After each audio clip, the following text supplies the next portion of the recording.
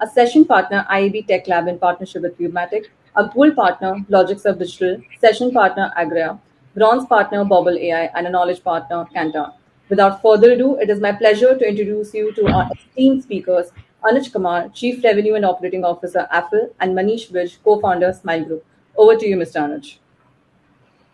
Hi, thank you so much. Hope everyone can hear me well and are doing safe.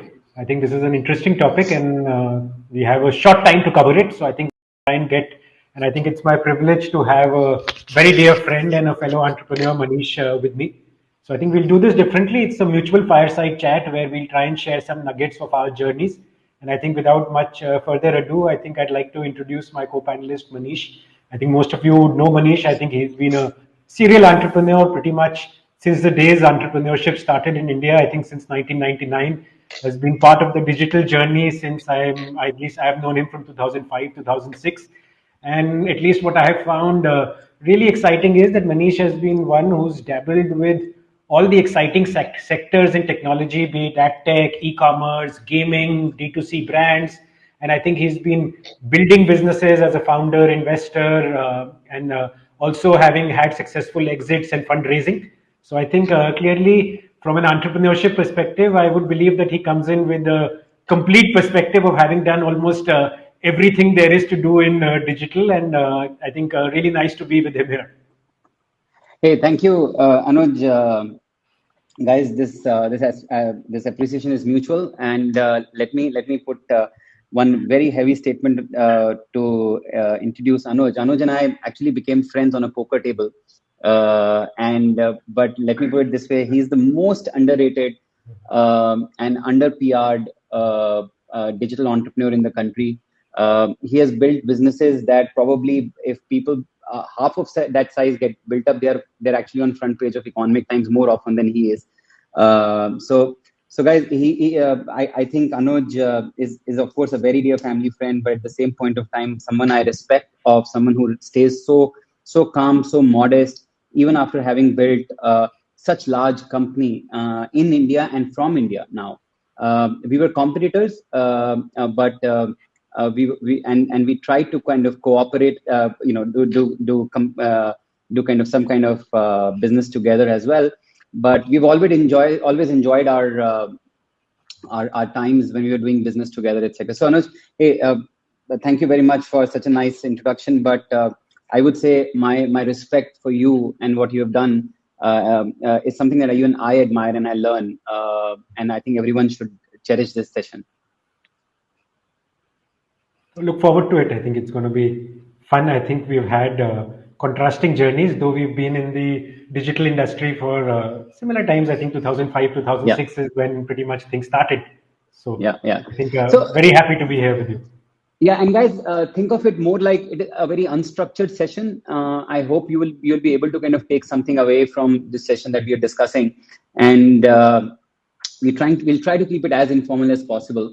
Because there's something to learn that we are trying to learn from each other and see if you guys can take it forward as well. I mean, let me actually start this. It's been almost 17 years, that Anuj is around and has been on single journey. That this has been his journey. I mean, like Anuj introduced me. I've done many things. But he had the patience, and he has the patience to be on it for almost 17 years, since 2004. So Anuj, my question to you is, what motivates you? There are so many things that's happening around you, so big rounds, bull market, this, that, and you have seen 2-3 crashes, and you've seen 2-3 bull markets, or maybe 2 bull markets. I think in our time period we've seen 2 crashes and 2 bull markets. So what kept you so patient? Honestly, I lost it in between a couple of times myself, and thought, let me take some money home. But you've been on it for such a long time. What can we learn from that? But I think it's been interesting. I think I'll just share some perspective which might help. So I think we started Apple around 2005, and I think we were all very young within the co-founding team when we started the company, and our focus was around mobile advertising. I think for many of you who have been around since that time, and I know some of the younger people joining the group may have been in school around that time, and I think in that period, talking about mobile advertising itself was unique because mobile. I think most of us who carried a mobile at that time were largely using it for voice and SMS. And mobile marketing usually meant the spammy SMS, which is what most of us disliked. I think we started out as a company where we said that we will build a consumer acceptable ad model on mobile. And I remember in those early days, even explaining to friends and family was a challenge because there was no smartphones, there was no app store ecosystem. And I think one thing which kept us going was that we believed that this is the way the world is going to change. And I think thankfully, when I look at today, when all of us spend a disproportionate amount of our lives staring at our screens, I think that part has, I'm happy that that really happened. But I think given when we started out where the industry was not there, the market was not there, we were focused on that vision. I think we had no option but to think of it as a marathon because what Yeah. we had in mind, there was no way somebody could sprint it and create success because the market itself would take longer. And I think that is what, like, I remember recently I was talking to somebody, and I still believe that while it's been 15, 16 years since we started the company, but given where things stand, I believe we are taking off because we are on it's been like an aeroplane, it takes long on the runway. And I think we are still running on the runway, we are catching speed. And I think that's what the journey has been, and that's what the belief even till now is. And I think one thing which you rightly pointed out, that in this period of 15, 16 years, I think the world has seen so much tech advancements. So many companies, industries have come up. I think that way, I feel quite fortunate that we chose the industry where we are in because being part of advertising technology, I think keeps us closer to a lot of new trends because today any kind of company which is raising investments, any new models which are emerging, I think we somewhere stand in the middle where we are in the privileged position that we can engage and learn from those entrepreneurs. So I think it's a while it seems like one journey, but I think this journey itself has seen like from the feature phone world to the app world where we are in to a world where all advertising was non-measurable to today app advertisers driving the economy and everything moving towards measurability.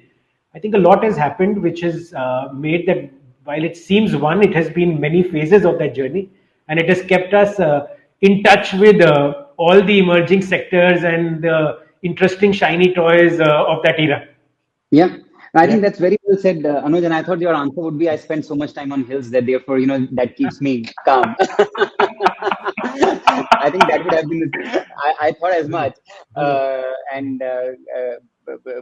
guys, Anuj spends a lot of time in hills. And I think it's also, I think I'm very well said. So my learning is that it takes long. You can be lucky if it takes shorter time for success, but success takes long and you have to be on it. Uh, but don't just hear and go by people's stories, but any kind of success, whether it's in job, whether you as a professional, as an entrepreneur, uh, it takes its own sweet time, and one is not necessarily lucky that it happens just like in jiffy. It happens to few people, but let's not go by their stories. And another thing that I'm learning is that that you're saying that there are many milestones, or let's say many journeys in between a journey. It's just that you were on the same railroad, as I would say. But got it. Thanks. I think it's also possibly to do with the personality type. I'm I think so. Married for 18 years to my school time girlfriend. So I think when I'm in it, I stay on. So I think that's what and I think all of us, I think I talked that about myself, but everybody within the founding team, I think it's a meeting of minds. And I think from there, actually, I want to ask you something because sure. I think your entrepreneurial journey is something which I have admired a lot in terms of how you have managed to do so many things, sometimes doing many at the same time and sometimes doing it serially. How do you keep yourself? And some of the sectors which you have worked in are quite different from each other.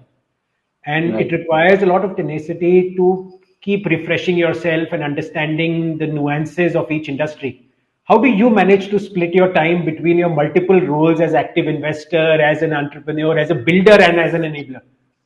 Right. No, I think so. I've actually not been able to answer that for myself also, but I'll try. That sometimes I do feel so. My journey, entrepreneurial journey, has been for about 5-6 years.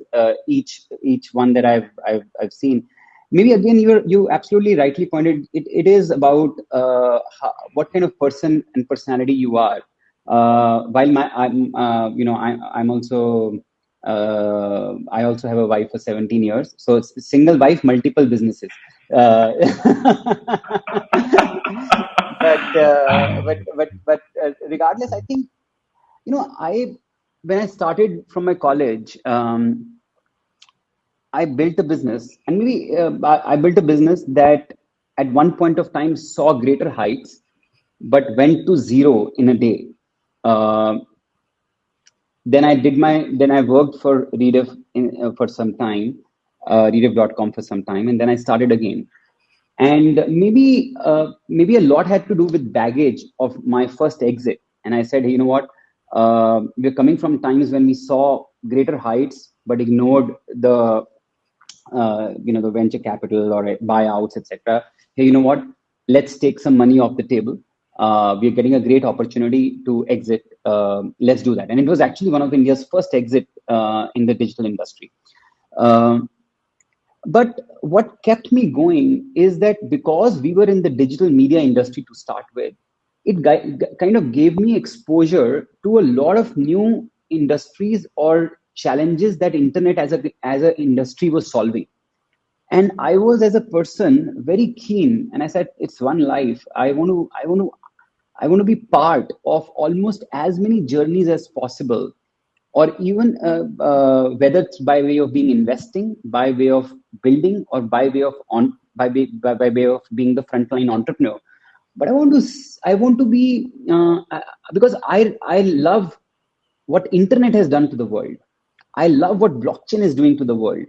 Um, so I am maybe inquisitive as a person, and therefore that keeps me going to say, hey, you know what? Let's see what blockchain is doing now. Let's see the more usages of internet and see if I can build a business around that. So I think one, it could be serendipity. Uh, and second, I think there is an inherent inquisitiveness to be part of many problems that internet is solving for the world, or blockchain, etc., etc. And newer things will come. I think we in our life will see newer things is solving for the world. Media was one, gaming another, e-commerce, etc. So yeah, I think I am married to digital and digital businesses and digital problem solving. Um, and and and I have now actually tried to answer by saying that I am married to venture building. Now, venture building, whether it is by being myself as the frontline entrepreneur, or my business is venture building, or by investing, or by helping other entrepreneurs kind of build businesses. And honestly, if I take anything back, it may not be wealth. God has been kind. It is wealth in terms of cash or money. But I think more importantly, what I take back home is the wealth of exposure, wealth of connections, wealth of learning, many sectors. So I think that is what I cherish more than I cherish the financial outcome. So maybe that has got me I going. think all of those who are listening, who are budding entrepreneurs or still in the entrepreneurship journey, I think Manish is the one to talk to. I think there are very few entrepreneurs who would have such a wealth of experience of not having done, but actually built and scaled businesses across different sectors. And I think that's also I think time management must also be a challenge in terms of how do you manage that switch off from one sector, which is so different from the other, where challenges and opportunities are unique for each. Yeah, no, I think that's right. But I think I've been very kind, and that is some input that I would like to give to everyone. Is like I've always had great teams next to me. I mean, who have been part of the mission, whether in terms of, and they were most importantly, they were a very good combination of loyalty, IQ, and EQ. People just say IQ and EQ. In my opinion, loyalty is equally important. So I've been very fortunate in all my businesses, and even now, that the team has been so great that I've been able to balance my time quite well, and I'm lucky to kind of actually do that, honestly. Very So, nice. Anuj, another one which I have not been able to do, and I want to ask you this. Actually, I take pride in you having been able to acquire, and actually, you've been able to. Let me first ask, you've been able to go public. And guys, an anecdote. Probably we were trying to go public much before than Apple wanted to, and of course there were different times. And like I said, they had the tenacity and the perseverance to be on it. We didn't, and they are reaping the benefits of that perseverance and patience. But tell me, Anuj, how is it to manage a private company and a public company? Did you have to bring any changes in how you operate, how you run the business, and I would and my next question will be that on the fact that you are building from India and acquiring global companies. I'm so in love with that fact that you are building a company from India for the world. But tell me, I want to first ask about your experience of going public. I think that's a interesting part. Not too long ago in our journey, I think. Yeah, I think the desire to go public, I think, has been with us for a fairly long time. I think even yeah, when we were much smaller as a company 4 to 5 years ago, I think that's when we started dabbling in understanding. Because mm, I think all of us, and I think it's very important to have a meeting of minds within the core team. I think yeah, for all of us within the team, our belief systems, I think while there are many areas which we disagree, but I think the parts which we agreed on wholeheartedly was that this is a long haul journey, and what we are building is a legacy which should outlast our lives. mm, And the belief was that if that is the thought process which is inspiring everybody who has come together in this journey for the last 10, 15 years, mm, then clearly the option should not be that this becomes a lifestyle business or we exit it out. Clearly, yeah, going public is one way. Now, when we decided to go public, actually going public was not fashionable because actually right, before going public, even like we chose to go public in India, which as mm, a market, like while things have changed over the last 1 year, but at least when we went public, the Indian market was a profit market. It was yeah, not a revenue multiple market, it's a profit multiple market, while obviously many things are changing now. And it's not, we didn't have precedents of tech companies listing in India. So I right, think there were more naysayers and doubters on the India listing story than people who would encourage you. right, And I think we were firm believers that this is, while you can't change history, but our view was that the future is not going to be this. And mm, one is to wait for somebody to create that future and jump onto it. Second is try and attempt it yourself. You may got fail or succeed. And I think during our IPO journey also, we had a fairly long period in between. There was elections, bad period, like you should not list at that time. So a lot of those things happened. But I think for us, going public was large part of our DNA in terms of how we wanted to build this company. Also, the mm, belief system was that as a company where India is the core of our operation, we wanted to create that with India hadn't seen digital stories emerge as public market successes.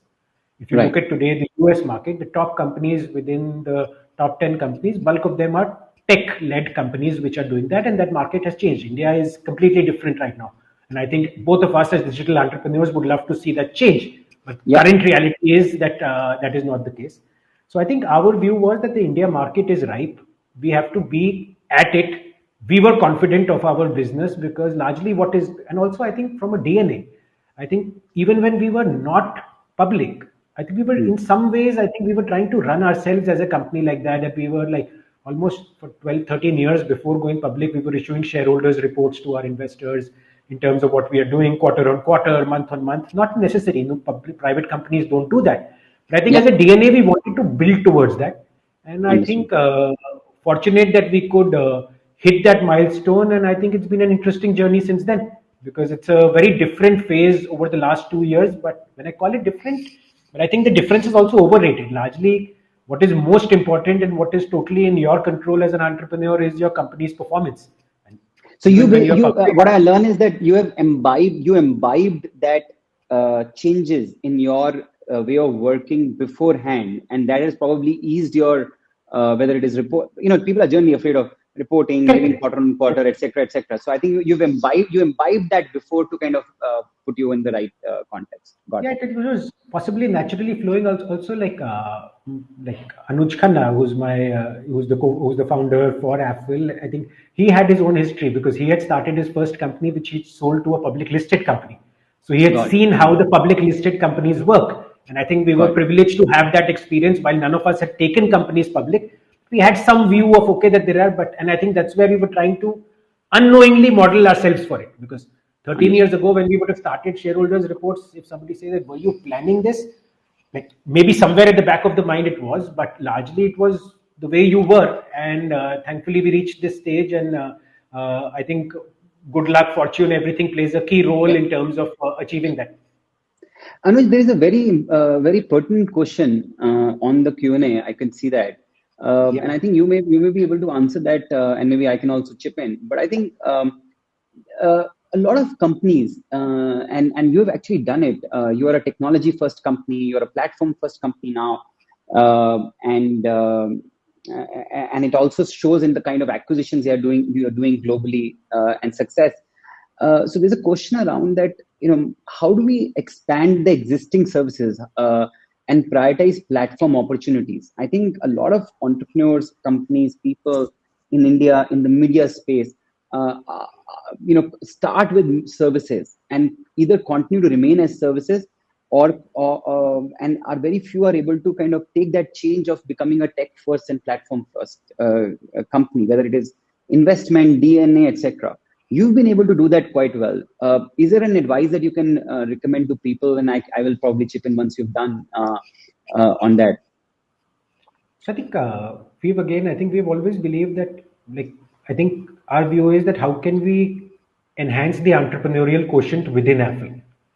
Because Mm-hmm. largely speaking, I think one thing which we all believe is that the market which we are in is only going to grow. Now, if the Got it. market is growing, then you need smart people to create growth opportunities for the company. And I think Mm-hmm. that is where, when we have been expanding into newer markets, many of them, I think as a company, we started out not just in India, we always had global operations from the start when we started building the company. But I think the acquisition part has also happened because sometimes some markets started looking good and we chanced upon entrepreneurs who had built great businesses. And we believe Okay. that if we were to partner, we can make it even more successful. So I think Right. every journey, what seems like an acquisition to us is like a partnership because we have added more entrepreneurs within Apple Group, entrepreneurs who are as good or better than us, who have built Mm. great companies in particular geographies and markets or in particular market domains, and how we can all come together and work as a group. And I think I'm personally really enjoying that phase because now you have so many more people to brainstorm with and people who've had very different experiences while staying focused within the same industry where we are in. I Yeah, think I my think that advice very to well. companies would be that, like, if you're growing global, obviously both opportunities. This neither, but not. It's not that one is good or bad, but I think be open to both building and partnering. And we've actually done both, and that's what my two nuggets would be. That, like, some people are just very focused that I only need to build and I want to be this of that country. But maybe Yeah. the this of that country could be your partner, and you could do it together. Agreed. No, I think very rightly said, and I want to just maybe chip in Yep. because this also brings in the flavor of the topic as well. I have done few mistakes, and my learnings of that mistake is that and you've nailed it. That sometimes it is while you want to transform your services company or forget services, you want to transform any organization. I think it is hard to be done by people who have been on it for many years. You need to bring in more smarter people, uh, pay them, or I sometimes you can't even match it to the current employees or current team members. You have to pay them. You have to make their compensation in a in a different manner because they are helping you transform. So I learned this great from one of the very leading banks, MD and CEO of the country. He says that, the banks were changing, digital banks were coming. He said, I was unable to do it. So he said, I have I have created two businesses in my mind and in my organization. One is change the bank, and one is run the bank. And change the bank, which is basically transformation, and what the question is about, that how to kind of prioritize building of platforms, service platforms and technology. That change the bank or the change the company or transform the company has to be brought in by using either partners that you're seeing who have kind of done it well, by actually building a bigger heart and getting more people inside, and giving them enough freedom, enough liberty to run almost like entrepreneurs, or by newer and smarter people who are probably not, who are leveraging the company that is running right now, but actually building a new transformed company. So I think this has been my learning, and you nailed it by saying that partnerships or getting in on newer entrepreneurial blood into the business has actually helps transform. Because very, very unlikely we keep on trying with the current team members who've been actually on it, because they continue to eat, sleep, drink the same way for a long time. So it's very tough to transform in an entire way. And I think that probably. I think more than, one is entrepreneurs. I think second also in terms of building teams, because I've seen I spend a disproportionate time of myself on hiring, because I think in each discussion I learn a lot. And sometimes it's not the years of experience, but it's like the freshness of ideas, which is most important. And I think that is very interesting. And how do you see that? Because obviously, today, entrepreneurship is very celebrated, but is entrepreneurship, in your view, limited to starting your company, or are there other routes to that also? Yeah, no, I think today it's a great learning. Earlier, probably one of the ways to do wealth creation, make it big, make it successful, just feel successful, more than making it big again, financial and etc. is all by the way gains. But I think the most important that the human psychology is that I want to feel successful. I want to be successful. It can be done. Not earlier there was only one route: ya naukri kar lo, ya business kar lo. I think in our time also it was naukri business. But I think it's a very interesting time when joining businesses, forward-looking, high potential founders and high potential teams, joining them as founding members, as early stage members in people and businesses that one believes in, have also been able to, is somewhere in between business and naukri, where you are able to create not just success for yourself. You can create larger businesses. You are maybe a small part of a very large business, but that's great. So, and not necessarily be very big of a small business. So I think somewhere in the middle, the entrepreneurial activity, the entrepreneurial activity within the entrepreneurial activity happening in the country has actually allowed a lot of young blood to join early stage companies that they believe in, or that they believe the founders in. Today, in my opinion, a lot of people have created much bigger wealth, or equal or much bigger wealth, by being early stage members in some of the large internet companies than if they had an option to build their own business. So I think equally good. अगर business खुद नहीं करना है और नहीं करने का idea आ रहा है, so joining hands is a great way to kind of do it as well today in these days. I quite agree with that. I think my learning is also, I think it's also that somewhere see your senior team, for example, your own leadership team, your own partners, your own entrepreneur, you are creating wealth for not yourself, but for everyone else as well. I think it's up. The time's up. I can see the host smiling at us, saying, "Guys, it's done." We can go on and on a topic like this. But well, I interrupt such a wonderful discussion. Thank you so much, Mr. Anuj and Mr. Manish, for addressing the question put in by our audience. At the same time, for sharing your wonderful insights on how tech platform businesses can grow and scale up. Thank you once again, and thank you to all our attendees who are here with us today. Stay tuned for the next session. Thank you. Bye, Anuj. Thank you, everyone. Bye-bye. Bye-bye.